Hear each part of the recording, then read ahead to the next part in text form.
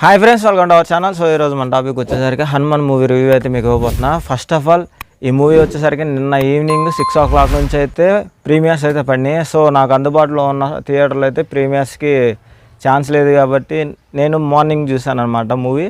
So ఇప్పుడు movie ఎలా ఉందనే దానికి వస్తే it's a wonderful movie.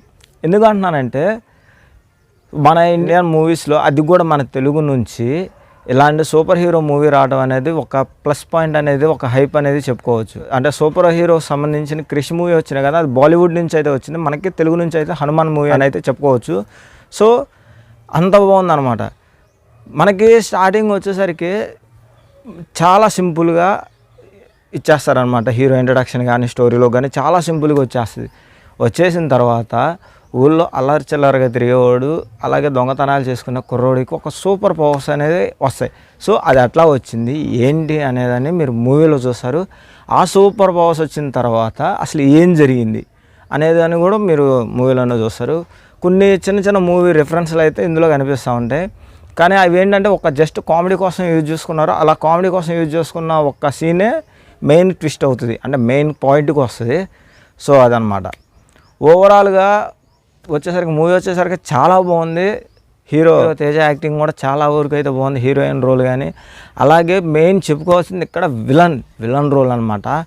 Villain role వేరే హైప్ ఉంటుంది. నేను ఫస్ట్ ఆఫ్ ఆల్ ఈ మూవీ స్టార్టింగ్ చూసి ఒక విలన్కి ఒక అలవాటు ఉంటుంది అనమాట, తనని తను సూపర్ హీరో అనుకుంటాడు. సో అలా సూపర్ హీరో అనుకుంటుంటే నేను అనుకున్నాను అతడే అంటే హీరో అవుతాడని చెప్పేసి అని అనుకున్నా. బట్ మనకి విలన్ అని చెప్పేసి అని చూపిస్తారు, అప్పుడే చూపిస్తేస్తారు ఫస్ట్లోనే. సో మన హీరోకి విలన్కి సంబంధం ఏంటి, ఆ లింక్ ఎలా వచ్చింది అనేదాన్ని మీరు మూవీలో చూడాలి. అంతేగాని అన్నీ రివ్యూలు చేయకూడదు అనమాట. రివ్యూ పోస్ట్ చేయకముందే నేను ఒక రివ్యూ కూడా చూశాను ఒక అతనిది.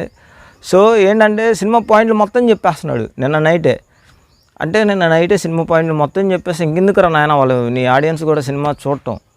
సో ఆ గాడిదేవుడే కాదు ఈడే.